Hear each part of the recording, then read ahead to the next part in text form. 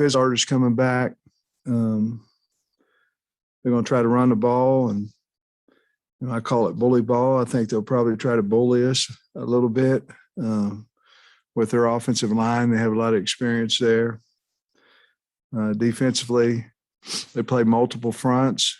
They fly to the football, and really good on special teams. So I thought they got better as the year went on last year, and they were very competitive in almost every game that they played. So we're looking forward to the crowd being out there and supporting us and that nature. But we're still a little beat up, a little bit more than I'd like to be on a Monday. So, but also you have to practice. So we'll be smart with those guys, but anticipating that we get most all of them back for the game. I feel good about the team and where they're at spirit-wise, and that place for him. And we can spot over there on the right side and seem to help him. Coach, offensively, you guys were made strides from 19 last year, but where do you think the offense can go this year? Can you be more dynamic? I hope so. I think obviously anytime you start a new quarterback, it's his team. It's a different team than what it was with Felipe.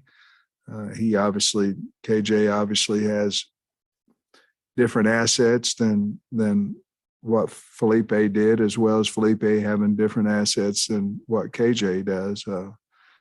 But I think if we're looking for in the future a quarterback that runs this offense, this type of offense, a guy like KJ, a guy like Malik is what we're looking for. So offensively, have a lot of guys coming back. A lot of guys played a lot of ball, and the bottom line is we'll see how that translates to how we play. But I feel very confident that we've got the guys in there that can make plays. People ask me every day. And welcome in to our shortened Thursday version of On the Hill with Pat Jenkins Sports Talk Radio, as we are going to have a real quick 25-30-minute call in. It's for you guys. 48 hours away, Demetrius. 48 hours away from the 2021 season beginning. 48 hours from now, where do you think it will be? 7-0, still 0-0. About this time, 2 days from now, what do you think the outlook could be? Well, honestly, I think it's just going to be a new era of Arkansas football. I'm a big, I guess you could say, advocate for NIL, and I think what we're about to see this year will really be history in the making. Right. I think the college football game, as we know it, and what we remember seeing, and what we were used to, is going to change. And I think Arkansas is really going to kind of be on the forefront of that, and you're going to see this program change around starting this year. I'll tell you what, the crowd is something I'm going to be really excited to watch take place. I mean, when you see the environment that we had a chance to see, and even you weren't able, as our media availability was kind of limited last year with one, to be able to look over throughout that press box and see a sea of red and white loudness, I kind of missed that. And you really can't appreciate it until you don't have it. That old saying, you don't know what you had till it's gone. That was never more true than last year. So that's going to be something I'm really going to be excited about. Also, too, I think Arkansas is going to come out and make a statement. I think they're going to really come out and play a dominating brand of football. Bully ball, kind of the way Coach Pittman wants to start the culture of being able to line up, run the ball, or stop the run. I think this team is fine without Traylon Burks if he doesn't play. I think you get a chance to see the future with Traylon. I mean, because we all know at the end of the season he's not going to be there this time next year anyway. So it's kind of you get a chance to see what you have going forward. Absolutely. And, I think it's just a good test for KJ. This is going to be a test to see if he can really read his options. Right. I think it's going to be good to not have Traylon, that number one receiver that can go in there and make plays and be that guy that can disrupt. But I feel like if this offense can have some continuity without him and can put some points on the board and get that running game established, I think it's really going to pay dividends down the line when we really jump into the SEC play. And not only that, when we play teams like a Texas, Texas A&M that we know have the caliber of athletes that can really stack up against us. And it's like we'll be pulling out our secret weapon weapon. So, I think it's a good thing.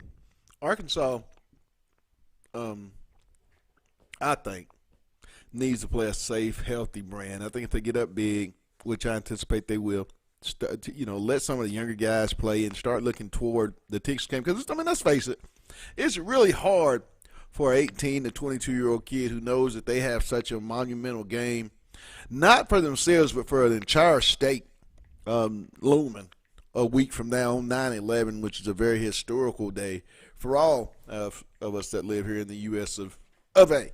So I think with all that being said, and then it's going to be a night game. So just to keep the focus, that's the main story I'm going to watch is focus for this football team. How much have they really grown from last year to this year, or really even more so from 2 years to this year? Because 2 years ago, game one would have been a struggle. I don't anticipate that to happen. So that's what I'm going to be watching. Some of the younger guys like Eric Gregory, Jalen Catalon, a Bishop, Day Bishop, guys like that. I'm looking to see if they step up, and accept some of that senior role, even with them being juniors, and see how KJ, handles himself as the starting quarterback, just the impact that he has for the entire 4 quarters. Absolutely. I'm more so looking for consistency and a start to finish. I think that was Arkansas's problem last year. They would start off either real heavy and be in the game, and in the second half, not necessarily play bad, but wouldn't play up to the standard that they did the first half, or, switch. They may come out the second half on fire, but that first half was kind of sloppy. So I'm looking for Arkansas to play a clean game. I think this is really what's going to pay dividends. I don't want to see a lot of penalties.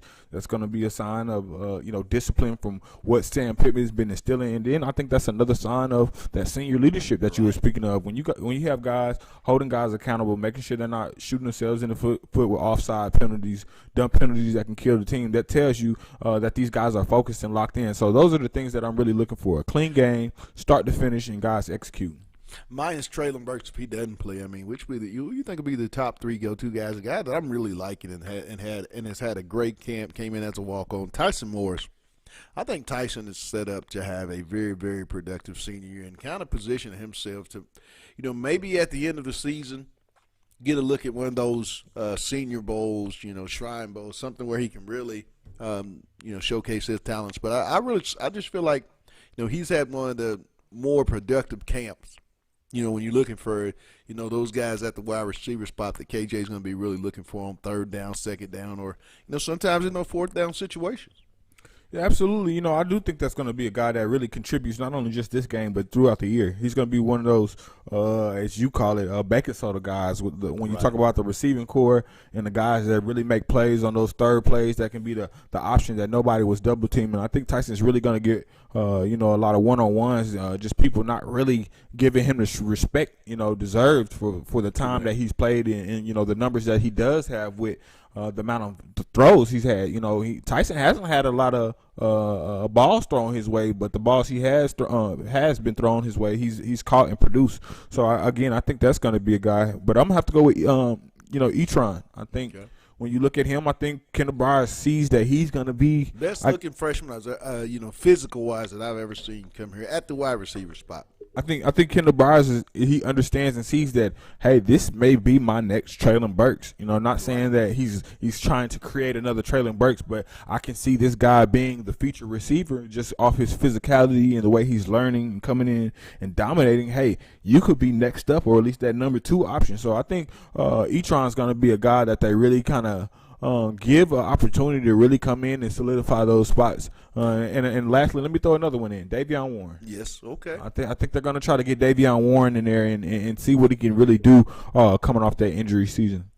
I think this wide receiver core, I think there's more pieces than what a lot of us may know. If you don't have privy to go out and watch practice and actually watch these guys in action, running routes, whatnot, blocking, and carrying themselves in the football manner, you really don't have an appreciation for just how severely deep this team is. Jaquelin Crawford is going to be a guy, the former Oklahoma wide receiver transferred to Arkansas. He's going to be a guy you're going to be talking about. Number 11, keep an eye on him when Arkansas is on the offensive side of the ball, as will I think Mr. Thompson, the Florida State transfer, I think he's going to be a guy. Trey Knox just continues to make plays and show that he's kind of that Trey Knox that came in his freshman year and got started off really hot, in that Ole Miss game, kind of played, a big receiver. I mean, he's really transformed his body physically.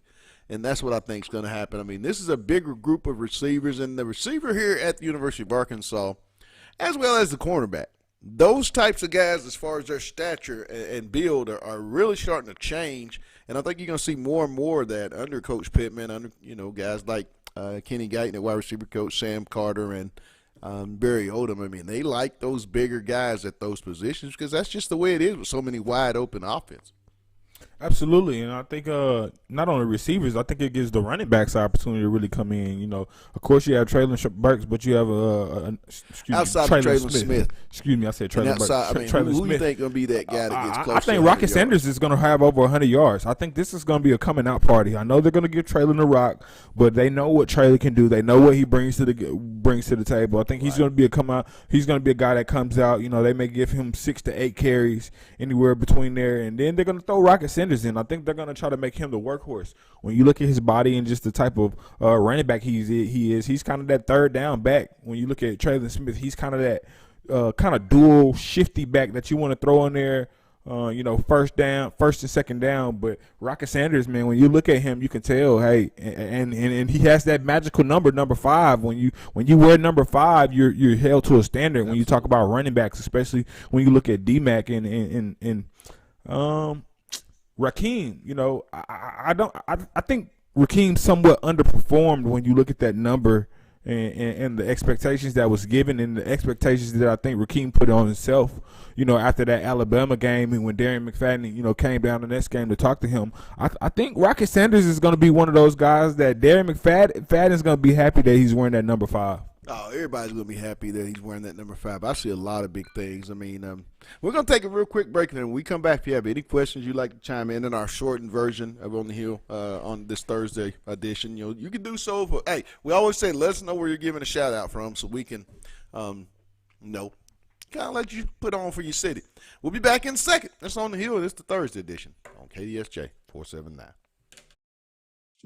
When I was at Georgia, we played Georgia Tech every year, and I can remember one year we were up 17-0 at half or 17-7. I can't remember, but we had 3 possessions, 2 we went down and scored, and then we had a hurry up offense and kicked a field goal right before half. And that was it, basically 2.5 possessions. And we've talked to our team about that. We know what type of pace they play with.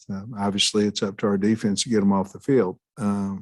However, we don't want to panic with that. We don't want to do something that we aren't. We want to go run our offense, but our offense knows that we need to have success and success early. Obviously, we'd like to get the lead and take them out of that pace a little bit more. Georgia Tech was a team that was just what they did. And I think that Rice can adjust their speed. They obviously have a good third down package as well on offense. So I think they can adjust the tempo if they want to, but I anticipate them taking much time off the clock as they can. Mike Bloomgren's mentioned being an old O-line coach like you are, and you guys used to go at it on the recruiting trail for a lot of the same guys. I wonder how well you know him and kind of what do you think about a couple of old offensive line coaches being head coaches at America? Yeah, I have a lot of respect for him, both as an offensive line coach and a head coach. He's done a really nice job at Rice. They're coming, I believe. But I don't remember ever really meeting him. I may have met him, but I don't remember having a lengthy conversation with him. But I have a lot of respect for what he's done there at Rice and of course, his career as an offensive line coach. Sam, if Ridgeway isn't able to play this weekend, do you feel confident about your depth on the offensive line that, even losing one guy, you'll still be able to do the multiple type looks that you're looking for this year? I do. Certainly we have, Isaiah Nichols and Torian Carter. I think they'll be fine, if he's not able to play. And Eric Gregory could also move into that spot if we needed him to. But I think right now it would be Isaiah and Torian. And, Torian started in spring ball, And so. welcome back to the Thursday edition of On the Hill with Pat Jenkins Sports Talk Radio. Hey, tomorrow it's our first edition of our 2021 athletic season of Arkansas Athletics. It's the A. We always do this during the football season. We'll have Otis Kirk of Hogville.net, Alyssa Orange, Pig Trail Sports anchor. We'll have Scotty Borland, and at 105, a former Arkansas great, Clint McDaniel, will be on. There's a big weekend coming up here in the city of Fayetteville for all Razorback athletes and fans. And I think, you want to hear about this special weekend, so we'll have Clint on to kick it all off. We'll talk to Clint about, Eric Musselman. We'll see what his take is. We'll see what his take is on expectations for the Arkansas football team and whatnot. I mean, packed show tomorrow, Demetrius, for the A. A really big show. I mean, that's the way you kick it off. Now, that's how you do it. I'm like Will Smith. Now, that's how you do it. That's how you do it to start the football season. Yeah, we're we coming big this year, man. They got to give a shout out to Mr. Curry too. Yes, sir. Mr. Wayne B. Curry, all the way from Delaware, says this year Trey Knox will excel and can't wait to see the Rocket.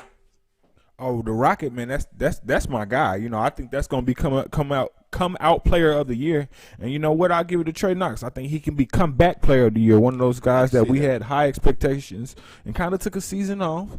But I think he can come back and make a big, huge impact, especially with KJ needing that second guy after Felipe Franks leaving.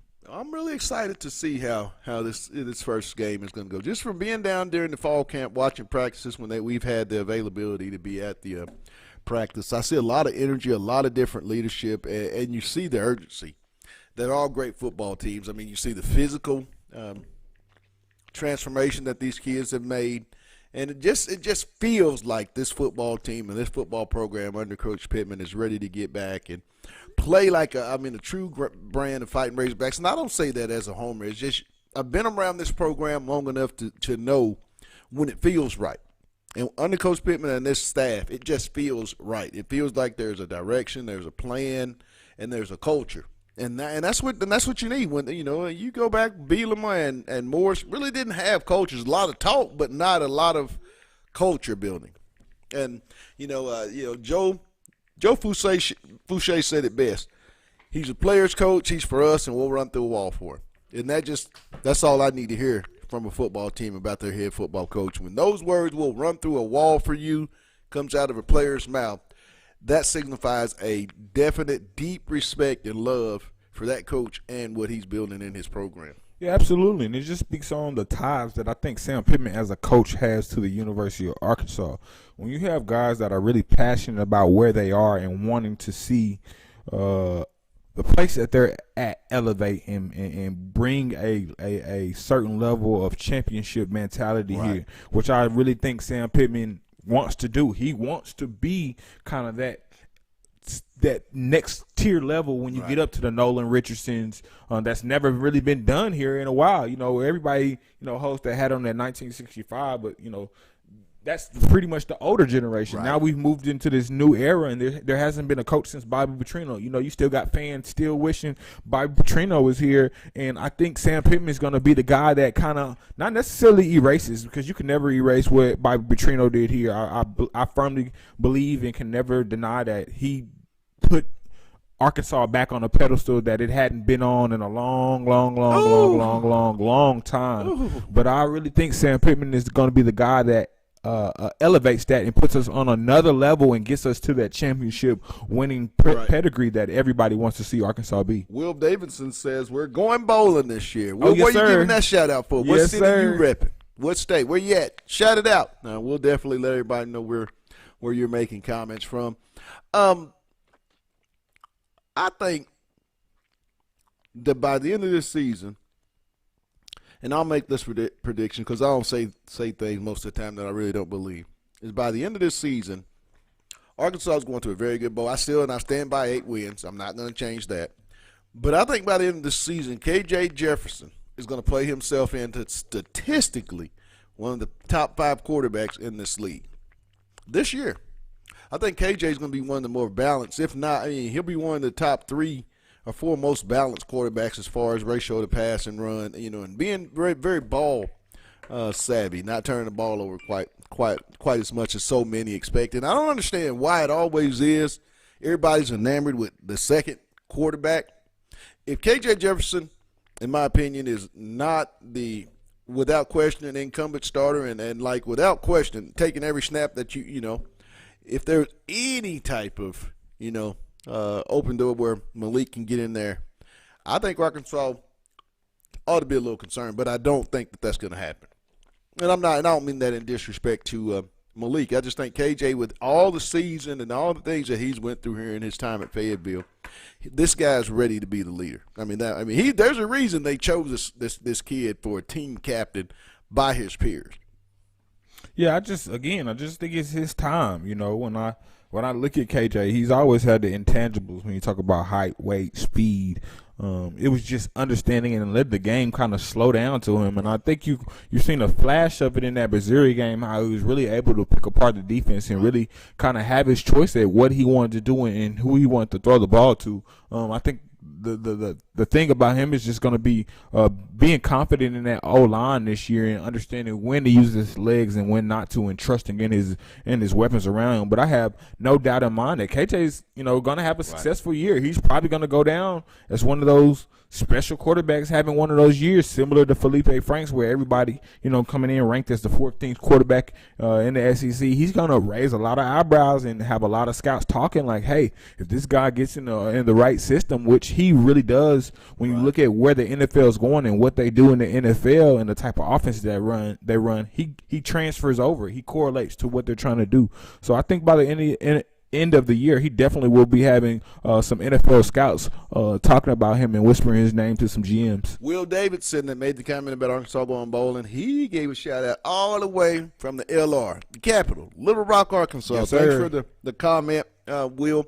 Tomorrow, we'll let you all, during the show, I want you to shoot predictions of Clemson, Georgia. Find the schedule of all the SEC games, and while the show's going on, tell us where you're from, and then give us your score predictions of every game. And then we're going to go back, and I think me and Demetrius will try to come up with something special maybe to give out, or maybe our winner can get one call-in segment on our Monday show.